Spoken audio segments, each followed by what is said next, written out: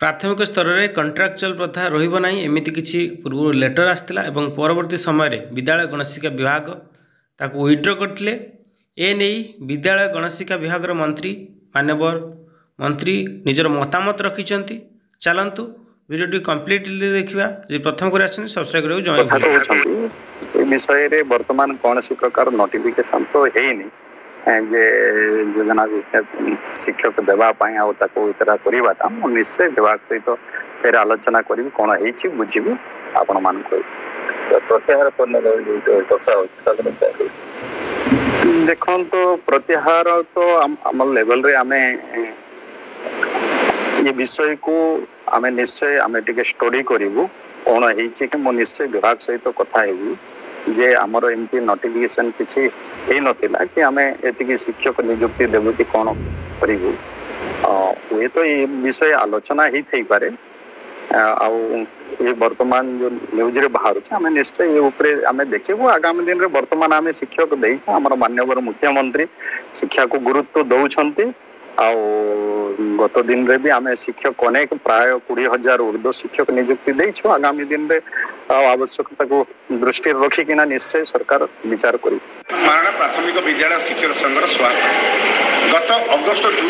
2 तारिख दिन गणशिक्षा विभाग तरफ राज्य सरकार को एक प्रस्ताव दिगला जो कि उल्लेख करागला जे प्राथमिक शिक्षा स्कीमेटिक नियुक्ति हटिबो एवं 6 वर्षर कार्यकाल को चुक्ति कार्यकाल को मूल चाकरी नेशनल इंक्रीमेंट देवे एवं प्राथमिक शिक्षा रे पदवी संख्या बढ़िबो विद्यालय एवं छात्र छात्री को आवश्यकता को दृष्टि रखी किंतु गतकाली विभाग तरफ से चिठी की प्रत्याहार कराई जहाँ अत्यंत दुर्भाग्यजनक एवं निंदनीय एवं समस्त प्राथमिक शिक्षक मानक मनरे एक असंतोषर वातावरण खेली आमे दाबी करुचु विभाग जो दाबी छाड़ी देइथिला जो प्राथमिक शिक्षक मानक केंद्रीय हार दरमा दबा एवं से प्रमोशन करवा एवं स्वास्थ्य बीमा लागू करवा एवं पुराना पेंशन दबा ताकू लगे जहाँ रेकमेंडेशन करथिले ताकू मिसेई से समस्त दाबी को राज्य सरकार को पुनर्बार पठिया पाए एवं एको विधानसभा पूर्व से रेकमेंडेशन करी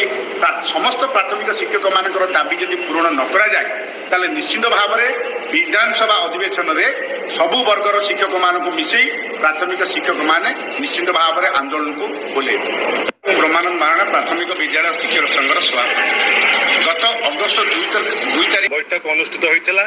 এই বৈঠকরে মুখ্য দাবি শিক্ষক মানଙ୍କର ଥିଲା 42 গ্রেপে প্রতি সরকার তাউতল নীতি অবলম্বন করুଛନ୍ତି। আগামী দিନରେ সারা শিক্ষক সমাজ যদি সরকার আমার দাবি প্রতি কর্ণপাত ন করিবে আগামী দিନରେ আমার শিক্ষক সমাজ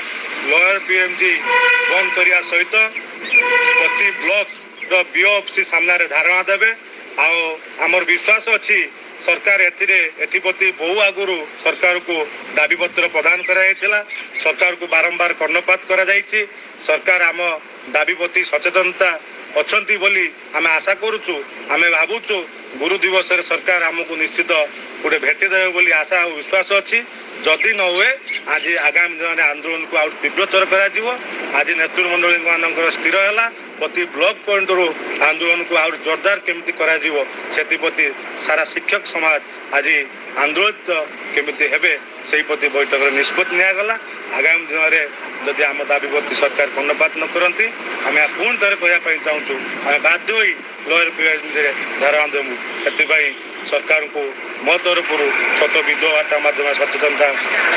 करने प्रस्ताव दि जाऊँगी। आगामी दिन में सबू सारा शिक्षक समाज एकत्रित हम शिक्षक एकता जिंदाबाद भारत माता की जय Vande Mataram. Contractual repeal rule तैयारी कले जहाँ फल 2004 ରୁ 2013 पर्यटन जो मैंने सीनियर शिक्षक से जो बेनिफिट थिला से 6 वर्ष चाकरी जोग करवा 6टा इंक्रीमेंट जोगेदेवा से बाद देते 2013 पर जो शिक्षक मैंने नियुक्ति पाई से बेनिफिट दि जाए बड़ प्रश्नबाजी सृष्टि होती सीनियर शिक्षक मैंने कहीं बाद पूर्व सरकार में माननीय मुख्यमंत्री जो नवीन पट्टनायक थे से ऑर्डर तैयारी करते कि से ऑर्डर एत असंगति जहाँकि से जो मुख्य सचेतक भाव में माननीय मुख्यमंत्री वर्तमान मोहन माझी निजे थे मुख्य सचेतक भाव में से कही दाबी संपूर्ण रूपे गोटे अमूलक ए दाबी आपणकर पूरण होगा उचित जदि आम सरकार आसे आम निश्चित रूपे आप 6 वर्ष चाकरी जोग करूँ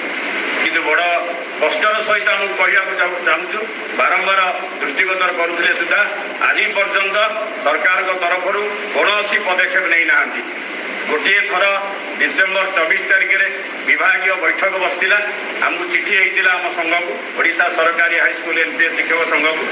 एवं चिठी मध्यम आमको कही दिखाई ना आप दाबी जेनुइन 6 वर्ष चाकरी जोग हवा निहाती दरकार एवं आउ गोटे विभिन्न वर्गर जो शिक्षक अच्छा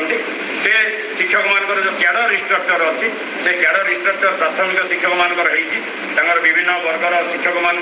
भिन्न भिन्न भाव में लेवल 3 लेवल पर्यटन नहीं लेवल 5 रु लेवल 3 पर्यटन जहाँकि गोटे प्राथमिक शिक्षक लेवल 3 शिक्षक दरमा बर्तमान आम हाईस्कल जे सीनियर एसीएस दरमा सहित सामान तेणु ये असंगति दूर हवा दरकार 6 वर्ष समस्त जोगेवा दरकार कॉन्ट्रैक्चुअल पीरियडटा जदि आम बाद हो जाऊँगी आम सर्विस बेनिफिट बहुत छोट हो जाऊँगी सर्विस लेंथ कमी जाऊँगी जहाँकि सीनियर शिक्षक जो मैंने 2004 रु कॉन्ट्रैक्चुअल भाव में मात्र 2500 टकर खटी से कुठारघात होती विरुद्ध ये सांबादिक